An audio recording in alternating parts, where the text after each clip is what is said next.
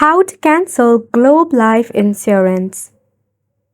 Hey everyone, welcome back to the channel, and let's get right into this tutorial.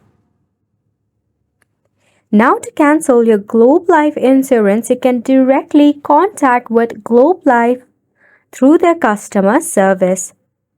You can call the Globe Life customer service number. You can find it on your policy or in their website. You can clearly state your intention to cancel the policy. If you have a reason for canceling, you can share them. However, this might not be necessary as well. Now, before that, make sure you have all of your policy information. You might want to take a look on your policy number, name, and contact information. Make sure all of this information are ready. Then you can contact to your customer service.